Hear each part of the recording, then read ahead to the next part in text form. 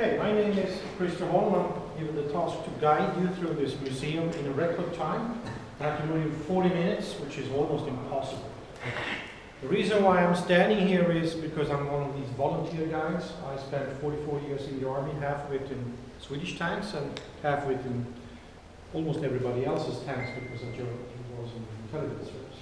I also spent 4 years in Ukraine as defense attaché, so I've been in their tanks and looked at it. If I understand correctly, you're journalists from all over Europe, is that correct? Does any one of you have a background in the military? Ever been in a tank or a real armored fighter unit? Okay, I can say anything I like to.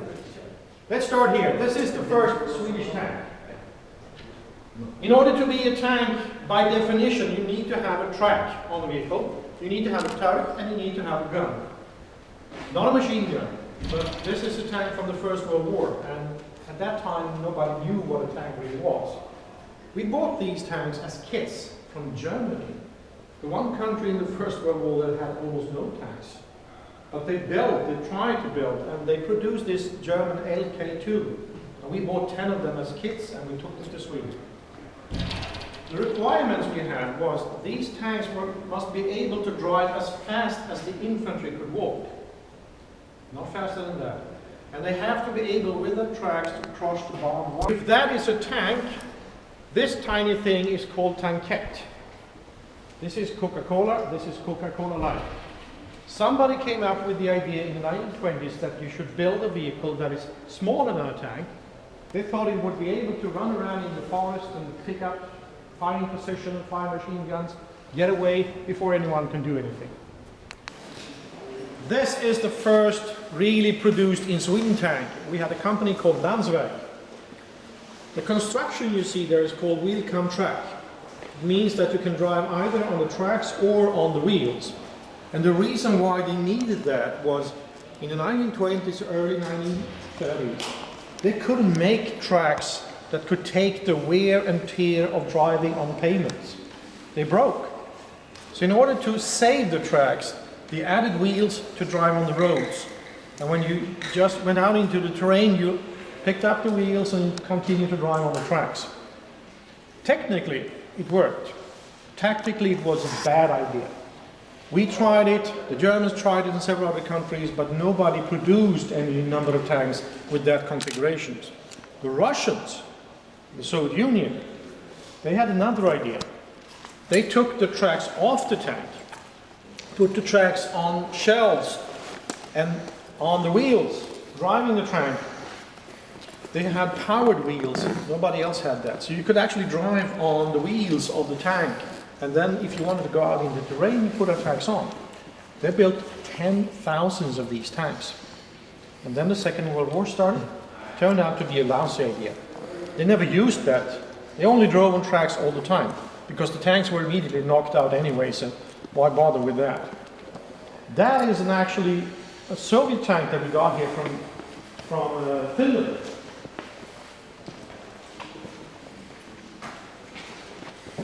How many of you have been to Russia or the Soviet Union?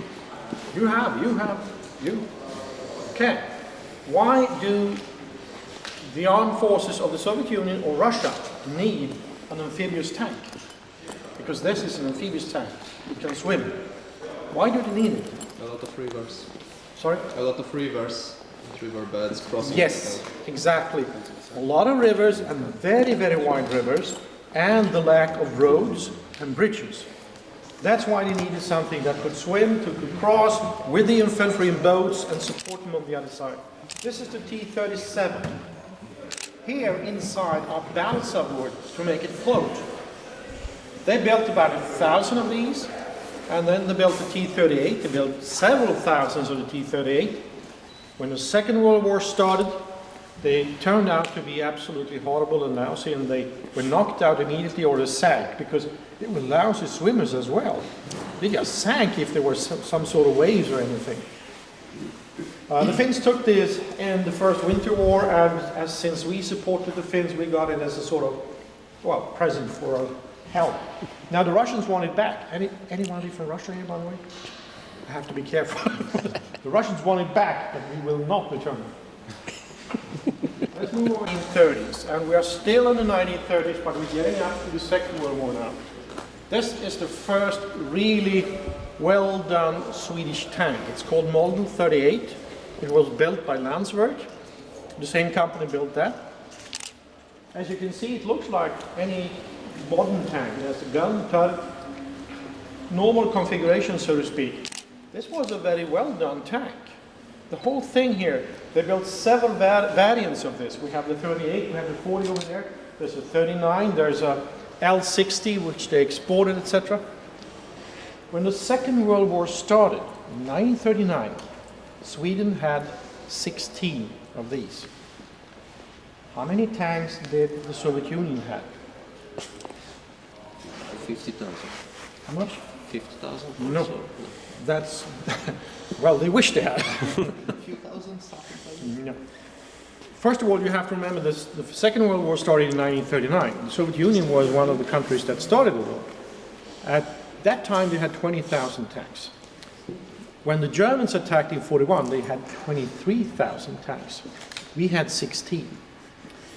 And still, the Prime Minister of Sweden went out and said, well, we are ready. No problem with our 16 tanks. But we started to produce more, so let's move to them.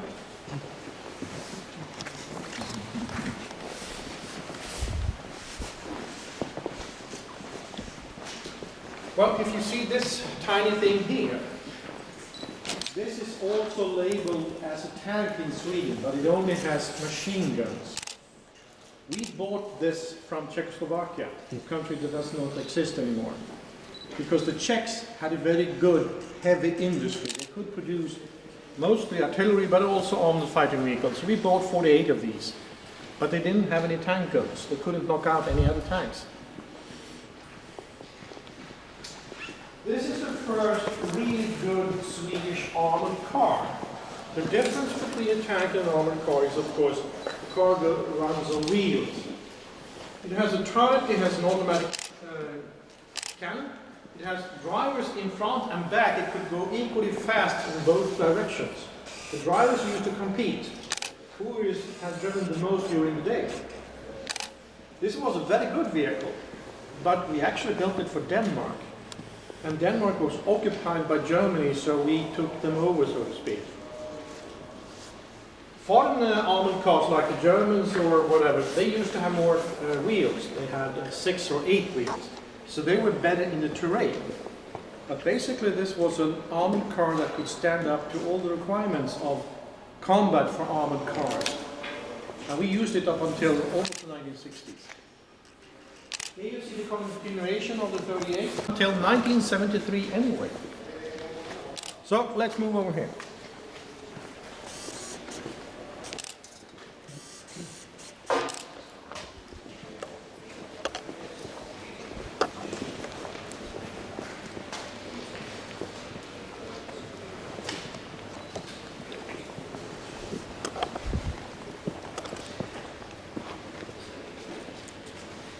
You all write about gaming, right?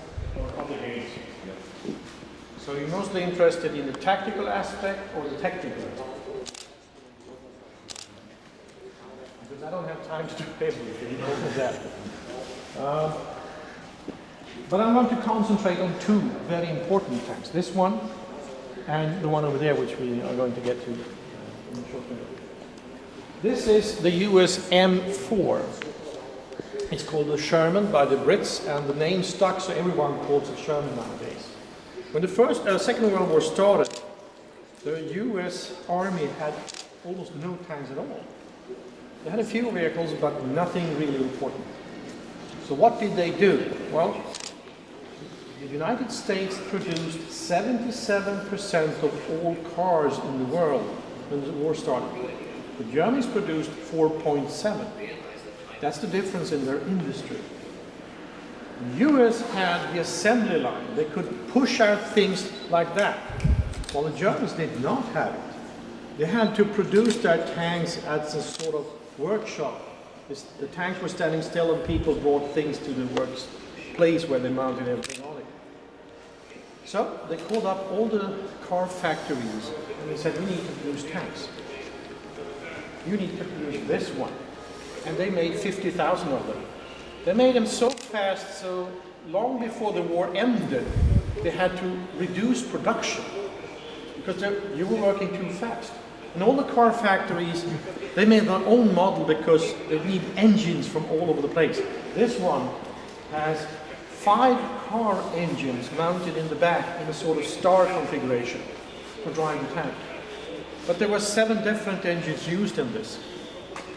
When that came out into combat in 1942 in the Battle of El Alamein, it turned out to be a very good tank. It knocked out all the Germans, not to mention the Italian tanks. But already in 1943, this started to be obsolete. There was a number of reasons. One was when the Germans fired and the tank shells penetrated this tank, it blew up. And the crew started to label them as Ronson. What is Ronson? Yeah, it's a cigarette lighter. It burned up. Everyone was killed on the inside as soon as the tank was penetrated. 5 crew members killed instantly. The Americans adapted. They put the ammunition into a sort of wet storage with liquid around it. And the ammunition did not burn. So every time a tank was knocked out, only 18% on average of the crew was knocked out. 4 out of 5 survived. The tank cannon on board was a 75mm tank cannon. It was about this length of the barrel. It could knock out a German tank in 1942, but in 1944 it couldn't. Not the heavy tanks, but had problems even with the medium tanks. And this specific British tank cannon, it's called a 17-pounder, could knock out German tanks, but it was a towed gun. So the Brits said, we need to mount this cannon into the Sherman tank. And how do we do that? Well, on the turret, if you look at a tank, the turret is mounted on a so-called turret ring. If you fire a tank cannon, it will record, and it will move back. This gun was too big. When you mounted it in a fire, it hit the turret ring on the back side of the turret. And the recoil stopped, and everything broke down. And they came up with this fantastic British solution. How do we mount a tank cannon like this in a tank that's not really big enough for it? Well, if you fire a tank gun, the gases from the powder will propel the grenade out of the muzzle here.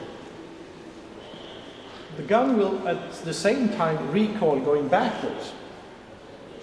As soon as the grenade goes out, the gases will then be pulled back into the tank cannon. So we're going to talk more about that when we come to that. But the recoil, it was so long, so they had to come up with a solution to break it. The cannon cannot recoil this much, it must recoil only that. You could build a lot of larger brakes inside, but instead they come up with a fantastic solution to open the block that was in the back side of the gun. So the block opened, the empty shell was thrown out, and all the gases, the burning gases, went into the tank. And the gases went around into the combat compartment. And the British tank's crew, they had a beret, they had headphones, but they didn't have any beards, eyelashes, or anything called hair up here, because they were burned every time. There's a guy in the video over there speaking about that. You could think that these guys were thinking that this is a horrible situation to be in. No, because they knew if we go into combat with this tank, we can knock out the enemy. We get burned, but we'll live. If we have the other one, we will shoot, the shell will bounce off, he will shoot back, and we will not probably go back home and tell about it, because we'll be knocked out, killed, or whatever. So they liked it, even if they burned it. This tank is still in service in some countries in the world today. You can find it in Chile or in Paraguay if you're on vacation, but not in other major combat areas. Let's move to that one now.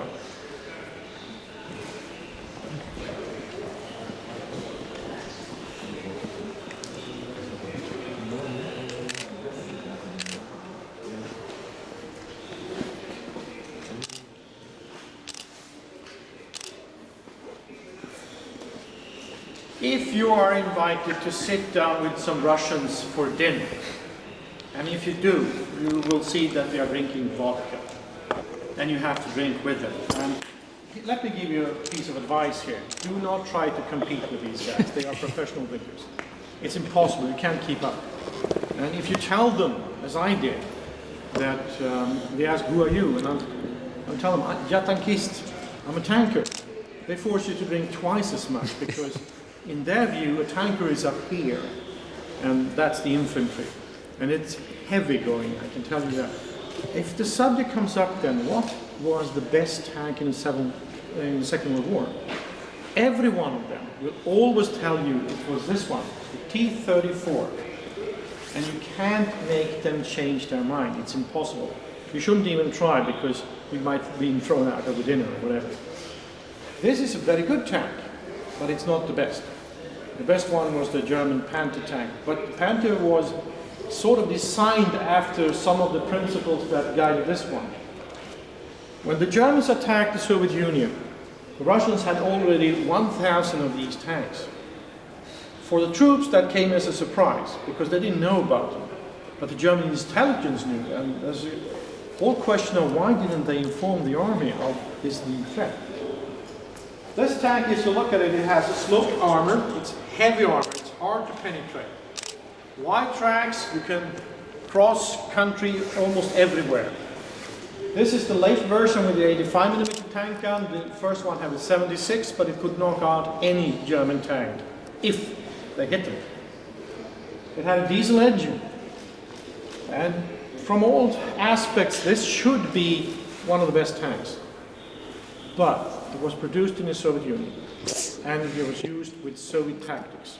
I'm going to take a few minutes to tell you things that you normally don't read about when it comes to this tank. First of all, the driver sits there. In order to drive this tank, this is the front machine gunner. He needed his help to switch gears. It was so heavy that they usually could not switch from third to fourth gear. They couldn't force the level into fourth gear. So the tank couldn't drive at full speed across the country, only on the roads. The driver was exhausted after driving a tank for a day. The tank engine, the diesel engine, when the war started, they had a requirement. The tank engine should be able to run before it broke down for 100 hours. Imagine that if you have a car and it will work for 100 hours before you have to replace the engine. But when the war continued, in 1942, the average time before the engine broke down and had to be replaced was 37 hours. That's less than a working week before the engine was gone. Now that wasn't a really big problem in 1942, because these tanks on average only lasted 67 kilometers on the battlefield before they were knocked out. So they were knocked out before the engine broke down. But unless they were knocked out, if they continued to drive, the engine would go and the tank would be gone anyway. Because the quality of production was absolutely horrible. And it's better now, but still, I wouldn't recommend any one of you buy a Russian car, or a computer, or a telephone, or something like that. A sledgehammer, yes, but nothing complicated. Another thing with this, the quality everywhere is, for instance, if you turn the turret, inside on the turret ring there are these gears that you drive around. They broke, and the turret just got stuck. Or the electrical engine you used burned up, and the turret stuck. The worst thing absolutely was the air filters for the engine. When the Russians sent one of these to the United States for testing, they had this exchange. The Americans wrote in their report that the air filters for the engine must have been designed by a saboteur, because they clogged up immediately, or they sent everything into the engine, and that's one of the reasons it broke down. Even up until the Korean War, the same air filters were in the tank. There's no turret basket. When you fire a gun, the empty shell is thrown out and it was tumbling around on the floor of the tank, and the loader would have to, climb around along these shells, not to fall down or stumble or wherever. Going over to tactics with this one, these tanks didn't have radio. This was a horrible technical and tactical problem. That is a Swedish, but also German tanks, they had radio. Compared to this one, this shouldn't be able to fight at all. But a Russian tank commander went up on the battlefield. He had all his tank in the line, driving towards the Germans. When he saw a target, he had to raise a flag. Waving the flag, and the 9 other tank commanders had to watch him instead of the Germans and figure out what the hell does he mean by waving this flag over there. Does he want something? Probably, but what? And he would, something over there, while the Germans meanwhile could open fire. They had radios at the end of the war, but they didn't have radios, even in 1945 were tanks without radios. And if you've ever tried to lead a tank unit or any other type of armored unit without a radio, it's impossible. And I've done that. I have radios knocked out. I also have flags. Turned out to be horrible. When they attacked, they always opened fire immediately, the Russians. They couldn't hit anything, because this is one of the most unstable tanks in the world as well. It vibrates. But they continued to fire because they thought the Germans will be scared or they will duck, so they will not fire back. So they started fire immediately. But as you see, this is a long barrel gun. If you see the barrel pointing out over there, there's some sort of contraption on the barrel. It's a fume ejector, which means when the gases are propelling the grenade out, when they're sucked back, they will be stuck in the fume ejector. But on the T-34, there was none. So all the gases went into the combat compartment. And if you fired for about 2 minutes, the loader would faint. The gunner, his eyes was running so he couldn't see. The tank commander, same thing, and they couldn't breathe, etc. So when they were actually in front of the Germans, they were unable, some of them, to continue fighting. And finally, because we don't have more time, I can do hours on it, but finally, there's another thing that made them use this in a horrible way. A Russian tank unit would attack until all of their tanks were knocked out. A normal unit, anywhere in the world, if you have a tank company and you attack, let's say you have 10 tanks and 3 of them are knocked out, you will pull back, reorganize, maybe get a few new tanks, a new pair of people, a crew, whatever, and get back into the fight. Not the Russians. They would attack and attack and attack until everything was gone. So the whole unit was wiped out. There's a famous story about a Russian lieutenant came to a tank brigade. The brigade had 60 tanks. When he arrived, they had 1 tank. And he got up to the brigade commander and said, we're very happy to see you, because we're going to attack. And this is your tank. Okay, he said, where are the rest? Oh, there are no rest. This is the tank, this is the brigade, you're going to attack. And the lieutenant said, why? Because once you're knocked out, we can pull back. So he went into the tank, away he went, and boom, tank was knocked out. He walked back with his burns and everything, and the brigade commander said, finally, we can pull out with the rest of the unit to get new tanks and reorganize. Because these tanks also, they burn. They are diesel tanks. If you hit a diesel tank with a tank shell, like penetrating there, if the tanks are full, there will be no fire. But almost no tank has full tanks with liquid inside, because they've been driven for a while. And if there's air in tanks, they will burn. In the Soviet Union, they said, if the tank burns, it's knocked out. If it's not burning, it's not knocked out. The crews must stand inside and fight until the tanks start burning. If you came back to Russian lines without any burns, whatever, they would say you're a deserter. The NKVD would treat you, and if you're deserting the Soviet Union under Stalin, that's not a good thing. So some of the crews would actually burn themselves and walk back. See, tank is burning over there. I was knocked out. because they burned all the time, and the losses inside of the crews were horrible. They built 58,000 T-34s in the war, and they continued after the war. More than 40 of these were knocked out on the battlefield. During the Second World War, the Russians had 130,000 armored fighting vehicles. Almost 100,000 of these were knocked out on the battlefield. The Germans lost about a fifth of that on the same front, but they lost the war, of course, because the Russians always outproduced them, bringing up more tanks. Okay, let's work.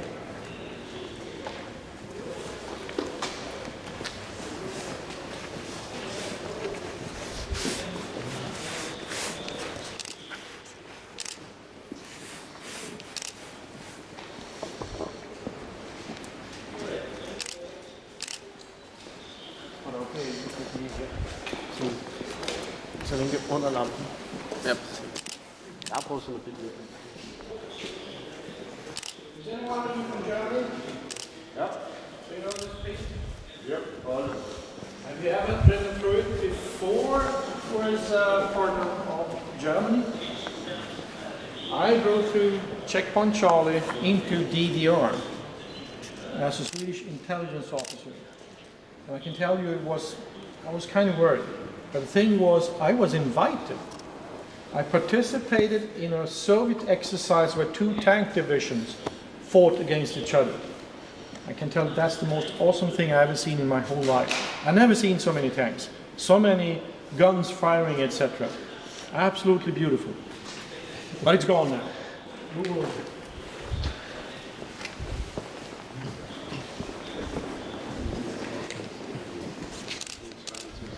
Sorry.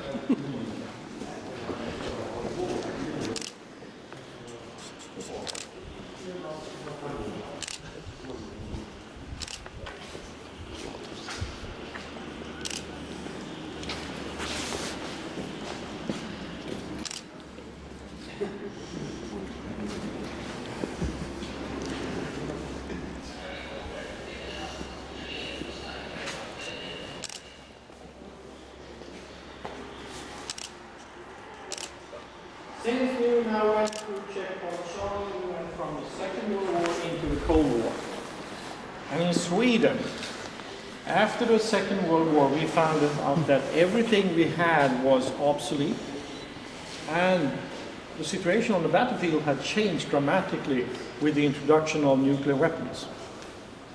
So in Sweden, we decided we have to build vehicles that will be able to fight in an environment where somebody would use nuclear weapons. And how does it work? Well, this is a 50-ton armored fighting vehicle.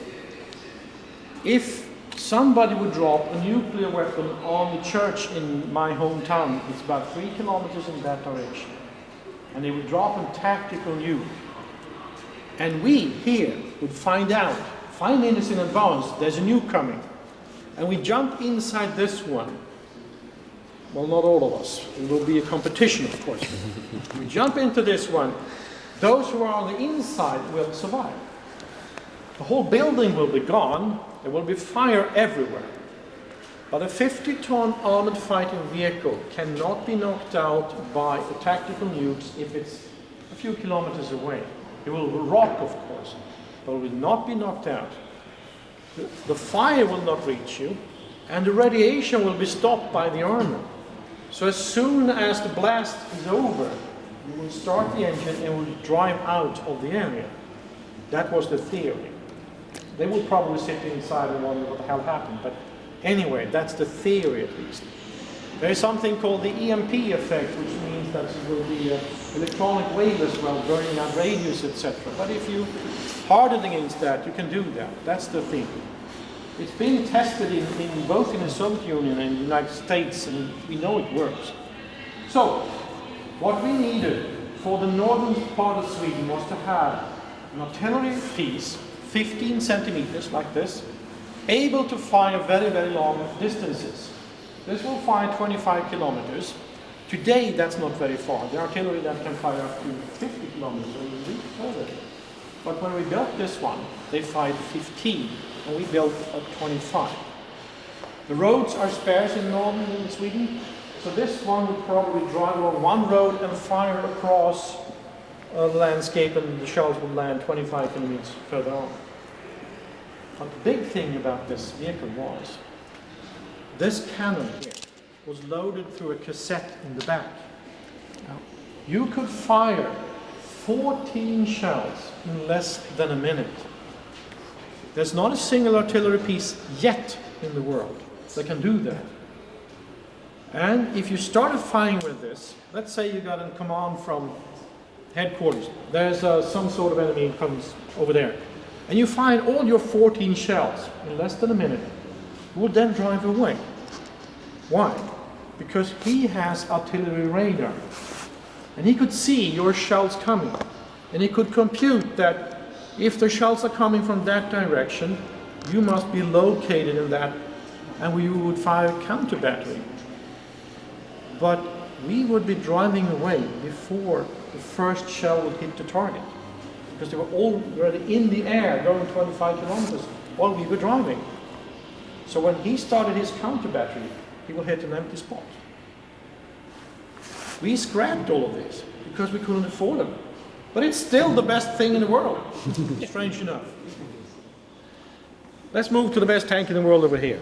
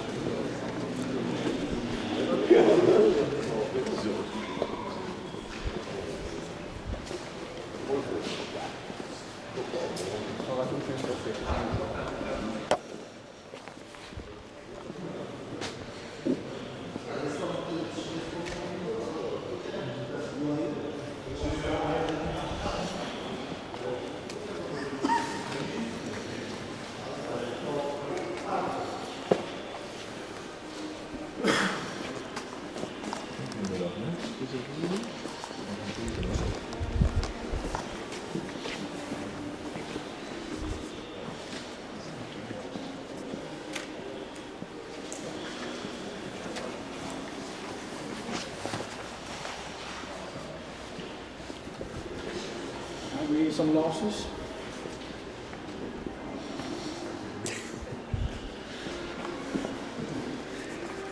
You are standing in front of what I consider, most people consider to be the best tank of the Cold War. If you look at that, it looks like a tank, by the way. It's not. It's a tank destroyer. And if you see the Swedish S-tank, as you will see later, it looks like a tank destroyer, but it's not. It's a tank. Because in Sweden we sort of change things around. Every foreigner will think that's a light tank, but it's more a tank destroyer. But this is a real tank. This is a 50-ton main battle tank. When we needed new tanks, we sort of started with looking at French AMX-13 and light tank. Anybody from France? No, you know what that is. But it was too light. We couldn't withstand anything. We needed heavy stuff, and the Brits built this. So we bought the Centurion. This is the tank I spent most of my working hours in when I'm in the tank. 50 tons, can take a lot of punishment. And it has shown that in several wars, like in Korea, Vietnam, Middle East, etc. South Africa, take a lot of punishment. There are tanks that rolled back from the front lines to be repaired. They rolled back by their own power, and they had 15 or 20 hits on the tanks. Still they came back. The gun, 10.5 centimeters, long barrels, I can see. This is an excellent tank gun. It could knock out anything it hit, anything. But of course, this is a tank from the analog area. There's no assistance inside the tank for the gunner, computers or anything like that. Firing this tank gun is an art. It's not a technical solution. It's not, you need to train to be able to fire and hit something. 4-man crew, 650 horsepower, petrol engine. Coming back to that. Now, not everything on this tank is good. If all of you were in my tank platoon, and I'm going to train all of you to be tank drivers, I can tell you on average that you would be good tank drivers. You are going to be horrible, so I have to send you to the infantry. You can stay on. And you are going to be just so-so. And I'm in that group, by the way, because it's very difficult to drive. Everything is unsynchronized. So you have to be able to synchronize the gas, the clutch, the steering levels, and the shift gear. And most drivers would miss a gear, and the tank would stop. You guys will be able to drive without missing a gear. You would not, and you will miss gears all the time, but you will get back into the fight. It's very difficult to drive. To push down the clutch, you needed 70 kilos of force in your leg. You could do that, but if I would tell the driver, keep the clutch down, because we're going to change the track. After 1 minute, he starts to scream. His leg is, seizing up. And I'm going to say, no, hold it down because we need to work another couple of minutes. Heavy duty. The engine, if we take out this tank outside now, and there's a lot of mud outside, I'm going to train you to drive in this mud. Does any one of you have a Toyota Prius? Or something? No, you have real cars. Yeah. Okay. But there are cars that actually doesn't use more than 0.2 or 0.3 liters per 10 kilometers. How much does this one use for 10 kilometers in the mud outside? How much? 250. It's not a Toyota Prius. Actually, if we drive in a very hard mud condition, we'll get 20 kilometers before the tanks are gone. That's why we have an extra tank on the rear here, 900 liters more of petrol, just to be able to get somewhere. But an excellent tank, it's also a space-filled tank. You can go inside and work. When my Ukrainian friend used to ask me, are you really a tank soldier because you're so tall? If I go into a Russian or Ukrainian tank, it's like suiting up, and you sit there. You can't move. Here, if you're the loader, when you jump inside, you go to the radios and you have to walk to the machine gun to operate it. We like that, but of course it makes it a little slightly bigger target. That tank is still around in some countries today. We modified it. If you turn around, there's another Centurion over there. We switched to a diesel engine. We put in a lot of computers, etc. More armor. Worked perfectly, but it was put out of service in 2004 because we moved up to other models. So we move along now.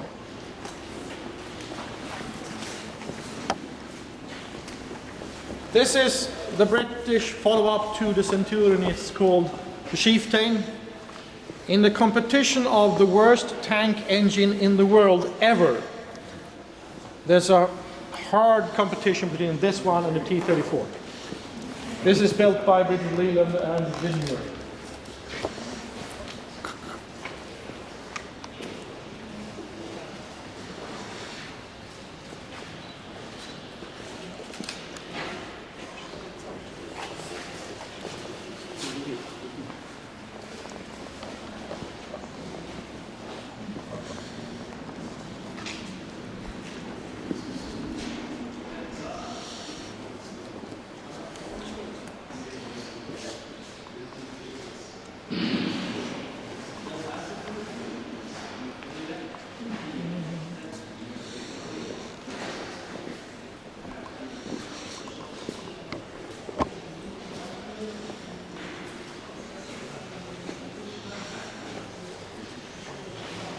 When the Second World War ended, everyone stopped producing tanks except one country, the Soviet Union.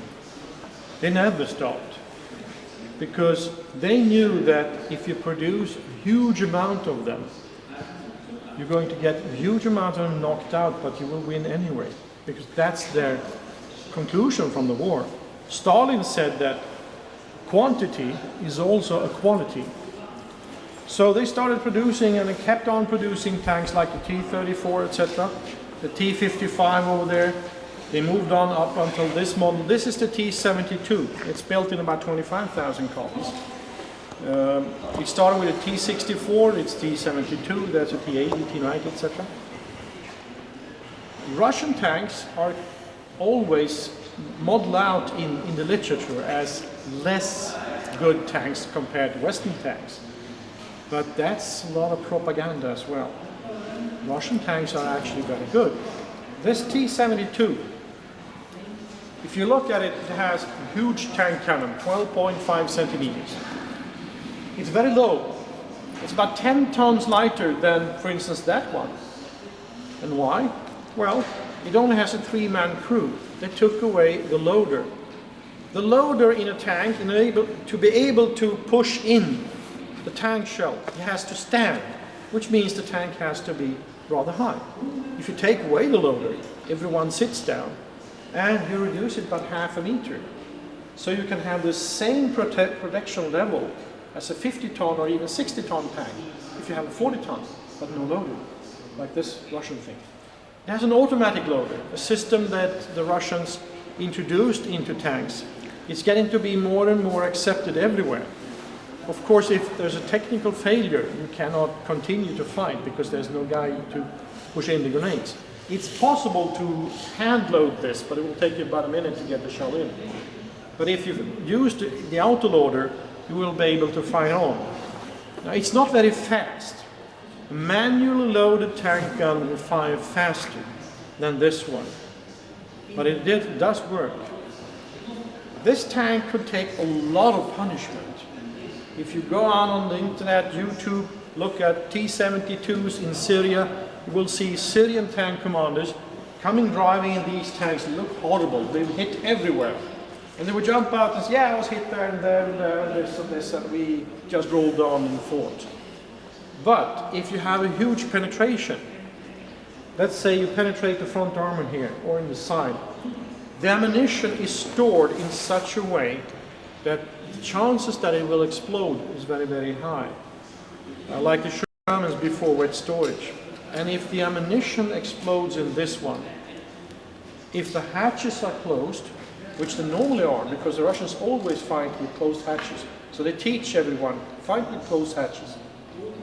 Burning gases have nowhere to go, so the turret is thrown away. And you can find the turret up to 20 meters away from the chassis afterwards. Of course everyone is killed. If the hatches are open, you will see a column of fire going straight up for maybe 10 meters in the air. All the ammunition burns off. So you can actually see horrible results with fighting with these, but what we never see, or you can see from a distance, is how much punishment they took before they were knocked out. This is a good tank. It's fast. It can ford, as you see, there's a, looks like some sort of tube there. It can go down into 5 meters of water. And I've seen that a number of times. It's quite impressive. You stand there and you hear the sound of a moped going pit, pit, pit, pit, pit. And what the hell is that? It's the sound from that tube up there. And the tank just goes to a lake, and in the lake, and suddenly you see on your periscope like this, crossing the lake, 500 meters, comes up on the other side and start firing the tank gun. It's quite impressive. On the other hand, you have to know what the bottom of the lake looks like. Because if it's 5.5, you will never get up. And if it's mud or stones or whatever, you get stuck. So they have to recon the lake, the bottom of the lake. That's one of the reasons why you see Russian tourists sometimes diving in difficult areas, because they need to make maps for somebody. There's another thing they can fight in darkness. This is an old T-74. They have infrared equipment. It's superior to that one over there in darkness. Today it has almost the same abilities as Western tanks. Not a bad tank at all. It's a very good one. Now we're going to move over to the best in the world.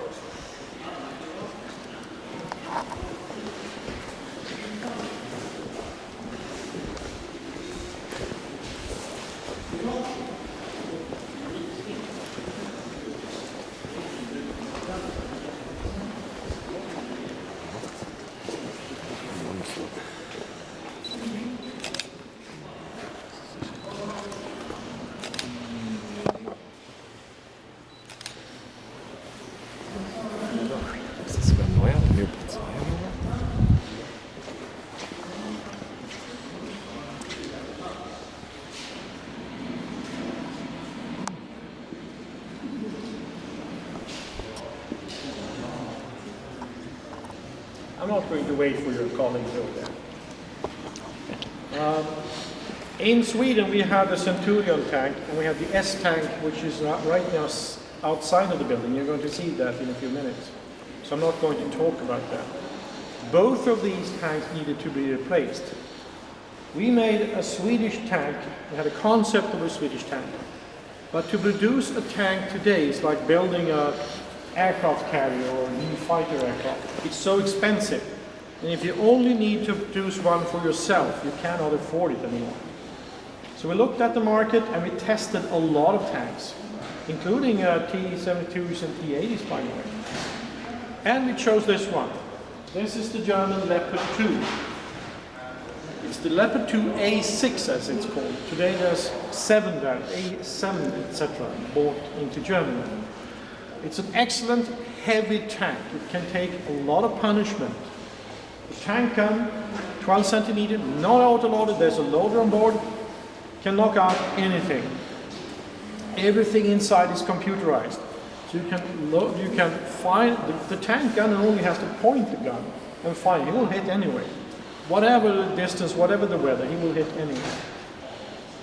The tank commander can control the tank, and he can also, if he's a tank platoon or company commander, by his computer support, control the other tanks. To, for instance, tell them targets, etc., or give commands over the data links, etc. A very good tank. Problem is, it hasn't really been into combat to prove all of this. It's been into combat in Afghanistan, but only in a few examples. And I mean, the enemy doesn't have any tanks, so you can't really compare it. But it's probably as good as the others. But I'm going to ask you 2 questions. See if you know anything about it. Which tank is really the best tank in the world today? Merkava. Merkava, 2 guys go for Merkava. Nuclear. Sorry? Nuclear. Are you from France? Yes. Ah. No one. Anyone else? No one is okay, 1 for the Leopard. Is anyone going to mention the American Abrams? The Turks, Altai, Korean K2, Japanese Type 10, etc. Challenger 2? Well, the answer is basically the best tank in the world is the tank that you are in, if you're trained like a Swedish tank officer or a tank crewman. Because they're almost equal, all of them, technically. Because we tested them and we saw that. We saw that even the Russian tanks were equal, but we put a stamp on it and said, let's not tell anyone because it's embarrassing. But they're almost equal to each other. And the difference is who is on the inside. Now, I'm going to give you an example. Let's say that you guys are trained by the Russians and you guys are trained by me, for example. And for some damn reason you're going to be fighting each other on the battlefield. You come driving up over a hill and you see the Swedes are over there. Your tank gunner will tell you as a tank commander, there's a Swedish tank over there. Can I fire? And you will answer him, wait, I'll ask the company commander. And you ask the company commander and I'll ask the battalion commander. And he'll get back to, yes, okay. And you tell the gunner, yes, and he will fire. You guys, at the same time, you come up from the other side. And you say, hey, there's a Russian tank, boom. And you tell the tank company, the tank commander, sir, I just knocked out a tank over there. And he said, good. The thing is, you are trained to take initiative, to fight like that. You guys are also well trained, but your system is to have control all the time, and it will always influence you. If you're tank company commanders, I'm a battalion commander, I will tell you guys, you need to advance and take position over there and fight against the enemy landing on the beach. And I will tell you the same story. You will be there and fighting the enemy on the beach a few minutes later on. While you guys will come back to me and say, sir, this is my plan. I'm going to do this and this and this, and I will look and say, no, change that and that. Because you're not allowed to make your own battle plans. You need to have it confirmed by superior commander. And there's a lot of other things that make that difference. So the best tank in the world is actually the one you guys are in. If you would switch tanks, that would be the best tank in the world, because you guys are in it. That's the difference. So I got now one final thing for you, and I expect a high volume of answers because I have all of these ideas about journalists. You see the fuel ejector over there on the barrel? The tank that used to stand here before this one was also a Leopard 2. The crew had painted there on this fuel injector 2 words: Black Russian. What is Black Russian? I thought everyone knew that. I had school classes of kids. Yeah, it's green. Anyway, now the question is, what's in the Black Russian? What does the drink consist of? Vodka and Coffee. not really, but you're on the right track. Coffee liqueur. You need Kahlua, which is the best one, but you can use almost anything, but it has to be coffee liqueur. And you need vodka. Now the question is, what vodka? When I was in Ukraine, they had about 1,000 different kinds of vodka.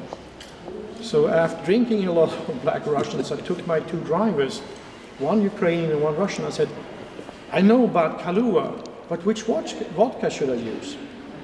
And they went, difficult question. And then they said, any vodka that costs more than $2 per liter is okay. And I just looked, what? Yeah. And then they went, you can use the rest as well. So once you return to your own home countries, etc., and you need, let's remember this tank museum in Sweden. Let's have a Black Russian. Rush down to your store and say, I need a vodka that costs more than $2 per liter. I guess they have it. And you can fix a drink like that. And I'm going to run out of time. I need to transfer you over to the next thing, so you need to follow me now. Okay?